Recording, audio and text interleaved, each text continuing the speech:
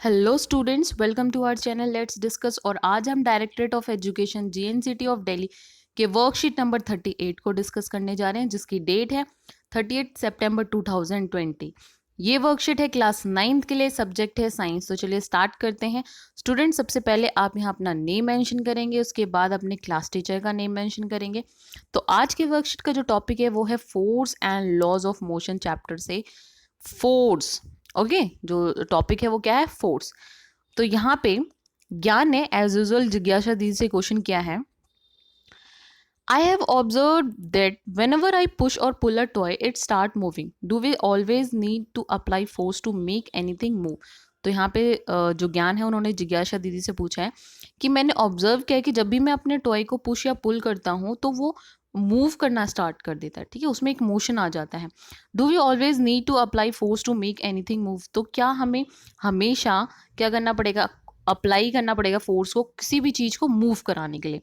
तो यहाँ पे जिज्ञासा दीदी ने आंसर किया है कि येस ज्ञान, in fact we always need to apply force to make anything to move. ठीक है, हमें हमेशा क्या करना पड़ेगा? फोर्स अप्लाई करना पड़ेगा किसी भी चीज़ को मूव कराने के लिए, टू स्टॉप उसको रोकने के लिए, और चेंज इट्स डायरेक्शन उसकी डायरेक्शन को चेंज करने के लिए, और change the shape of an object. ठीक है, या फिर किसी ऑब्जेक्ट की शेप को चेंज करने के लिए, like to change the shape of a rubber band, to knead the dough, push a trolley, stop a moving car by applying brake etcetera. ठीक है, तो यहाँ पे कुछ फोर्सेस के क्या कर रखे हैं, एग्जाम्पल दे रखे हैं। जैसे कि अगर हमें रबर बैंड के शेप को चेंज करना है तो हमें क्या करना पड़ेगा? उस पर फोर्स अप्लाई करना पड़ेगा, उसे स्ट्रेच करना पड़ेगा। Okay, to knead the dough, dough जो है, अगर आप किसी को किसी आटे को गूंद रहे हैं तो उस पर भी आपको फोर्स लगाना है।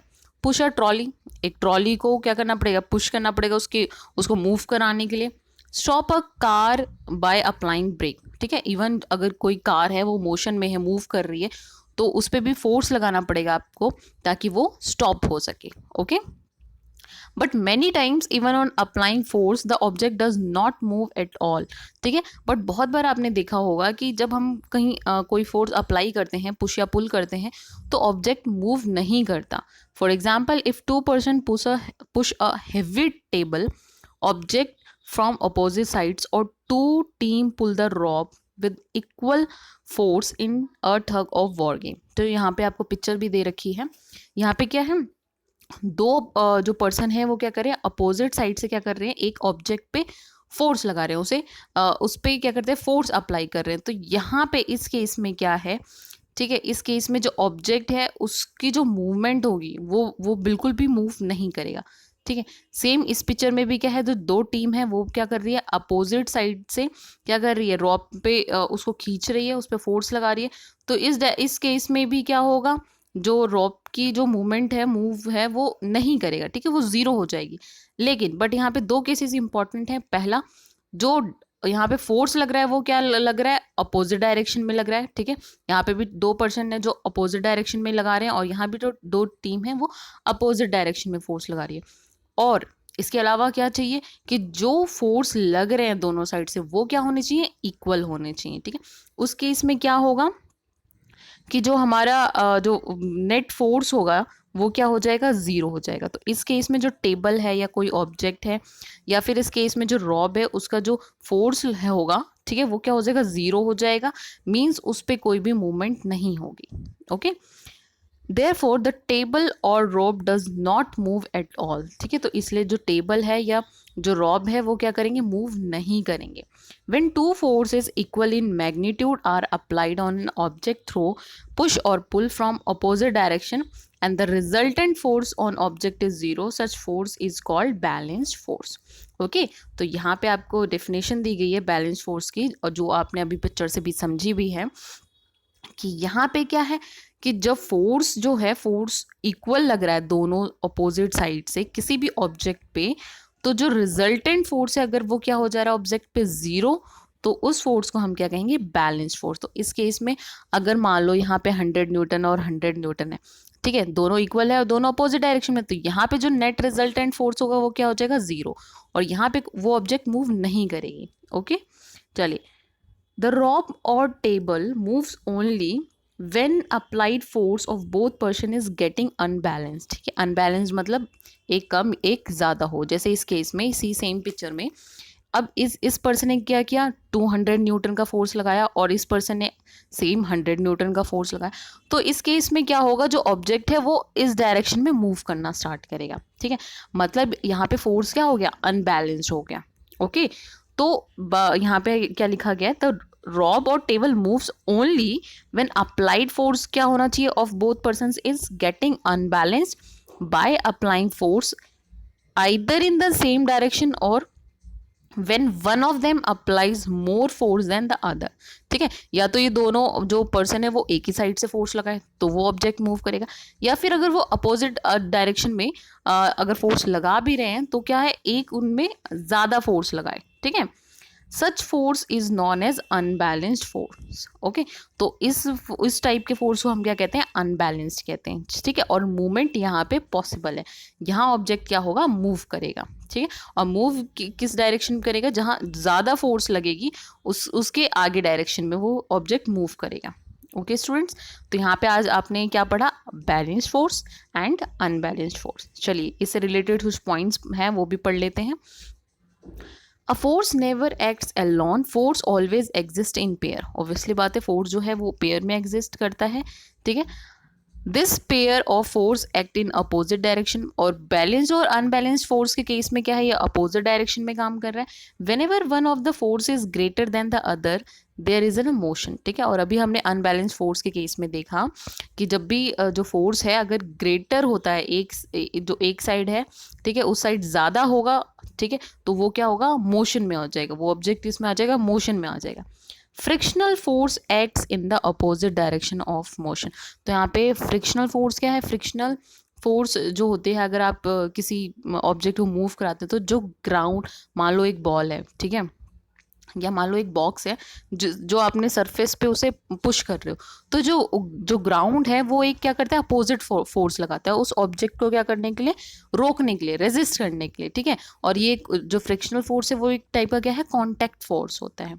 तो ये फ्रिक्शनल फोर्स हमेशा क्या होगा, अपोजिट डायरेक्शन ऑफ मोशन में होगा, ठीक है, आप जिस साइड से मूव कर रहे होंगे उसके अपोजिट डायरेक्शन में क्या लगेगा, फ्रिक्शनल फोर्स।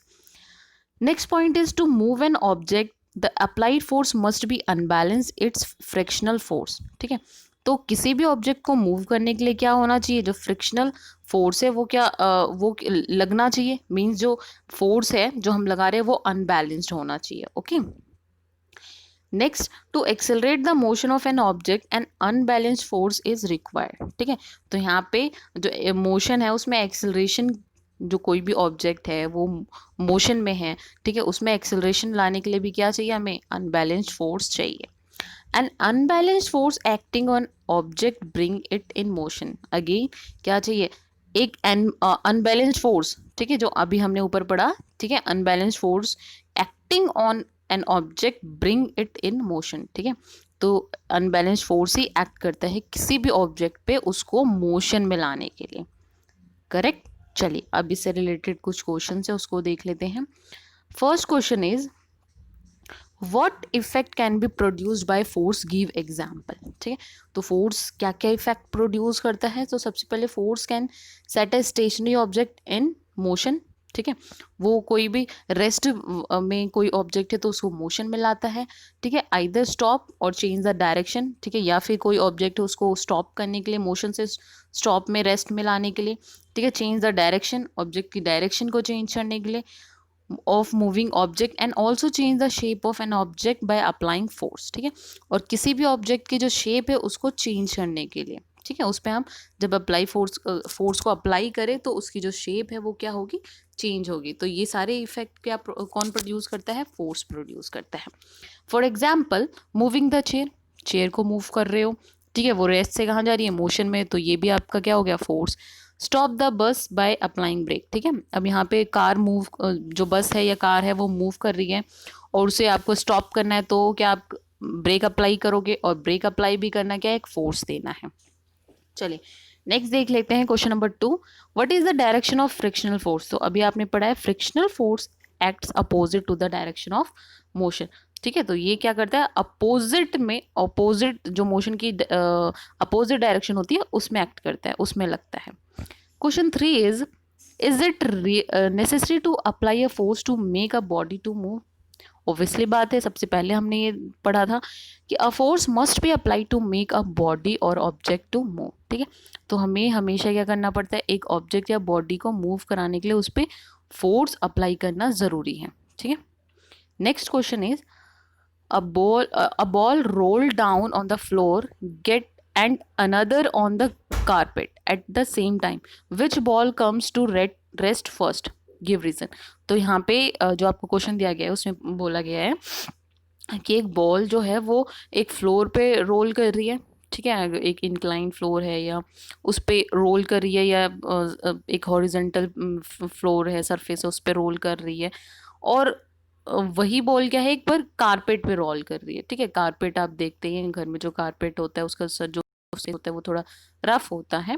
ठीक है, same time which ball comes to rest first? तो कौन सी बॉल जो है वो रेस्ट पे आएगी, मतलब कौन सी बॉल पहले रुकेगी? तो यहाँ पे ध्यान देने वाली बात है कि मान लो ये क्या है आपका फ्लोर मान लो। ठीक है, ये क्या है, फ्लोर।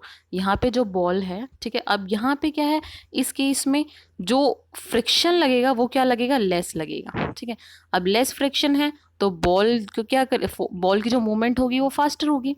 ठीक है, सेम है, अगर मान लो ये सरफेस है, ये कारपेट है, इसमें थोड़ा हल्का सा क्या होता है, रफ सरफेस होता है। ठीक है, ये आपका कारपेट है। ठीक है, अब कारपेट के केस में क्या है, अगर बॉल जो है वो रोल करेगी तो यहाँ पे क्या हो जाएगा, मोर फ्रिक्शन होगा। ठीक है, अब मोर फ्रिक्शन है तो यहाँ पे रेजिस्ट करेगा। ठीक है, और जो मूवमेंट होगी वो कैसे हो जाएगी, यहाँ पे स्लो हो जाएगी। ठीक है, अब स्लो होगी तो पहले रेस्ट पे कौन आएगा, तो पहले कारपेट पे जो बॉल रोल हो रही है वो किस पे आएगी, फर्स्ट पे आएगी, सॉरी रेस्ट पे आएगी firstly. The ball roll down on the carpet will stop first because force of friction is more effective. ठीक है, तो यहाँ पे ज़्यादा इफेक्टिव है, यहाँ पे लेस इफेक्टिव है। अंडरस्टैंड? चलिए नेक्स्ट क्वेश्चन पे मूव करते हैं। In the given picture what does two arrow A and B represent with reference to force? तो यहाँ पे एक बार हम पिक्चर को देख लेते हैं। यस, तो ये पिक्चर है आपकी 5th क्वेश्चन में।